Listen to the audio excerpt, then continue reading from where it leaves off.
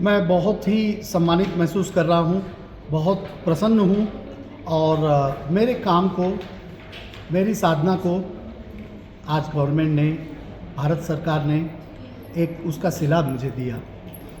लोग कहते हैं कि आपको बहुत देरी से मिला। मैं कहता हूँ देर आए दुरुस्त आए। मैं कहता हूँ कि मैंने हाथ जोड़ के इसको स्वीकार किया। मैं होम मिनिस्ट्री का हमारे नरेंद्र भाई मोदी जी, जो कि मुझे पहले से जानते हैं क्योंकि नागपुर के वक्त से वो मेरी कविताएं सुनते रहे हैं, तो उनको भी बहुत बहुत साधुवाद। और अब जिम्मेदारी बढ़ गई है। पहली दफ़ा जब आपको ये पता चला कि आपको ये अवार्ड मिलने वाला, तो उस समय कैसा रिएक्शन था आपका? मेरा रिएक्शन, एनर्जी दुगना हो गया था। मैं बेंगलोर में बजा रहा था, स्टेज पे जैसे ही चढ़ा, पंडित अनिंदो चटर्जी मेरे साथ बजा रहे थे। उन्होंने ही अनाउंस किया कि अरे ठहरो, मैं कुछ कहना चाहता हूँ। मेरे वादन को रोक के उन्होंने अनाउंस किया कि अभी खबर आई है, 25 जनवरी की देर रात की बात है जब ये पद्मा अवार्ड डिक्लेयर होता है। तो मुझे इतना एनर्जी आया कि मैंने एक राग को 1 घंटा सवा घंटा से ज़्यादा बजाते नहीं हम लोग, मैंने 2 घंटे तक बजाया और 5000 पब्लिक ने खड़े होकर ताली बजाया और मेरी माता जी के आंसू निकल आए और पिताजी अब देखने के लिए रहे नहीं, मगर ये अवार्ड मैं अपने पिता गुरु पंडित रविशंकर, भारत रत्न जो मेरे गुरु थे पंडित रविशंकर, उनको मैं ये डेडिकेट कर रहा हूँ, उनको समर्पित कर रहा हूँ।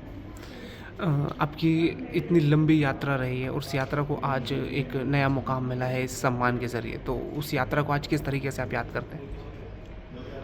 मेरी यात्रा तो बहुत कठिन रही, संघर्ष, स्ट्रगल से भरा रहा और ये समझ लीजिए कि मैंने 15-15 किलोमीटर पैदल चलता था। मेरे पास बस में जाने के लिए भी पैसे नहीं होते थे और वो जो कठिन यात्रा, उसमें ऑल इंडिया रेडियो ने मुझे सबसे पहले एक खुश होने का कि आप सही चल रहे हैं। 1981 में मैं पूरे इंडिया में फर्स्ट आया था और वहाँ से जो यात्रा ने टेक ऑफ लिया फ्लाइट ने, तो वो फिर आगे ही आगे चलता गया। सर, ये अवार्ड सिर्फ एक सम्मान नहीं, एक जिम्मेदारी भी है और बतौर कलाकार आप अब कैसे देखते हैं आने वाले भविष्य में? अभी मैं रोनू मजूमदार अब तक था, अब मैं पद्मश्री रोनू मजूमदार का जिम्मेदारी ज़्यादा होगा क्योंकि उससे लोग ज़्यादा उम्मीद करेंगे।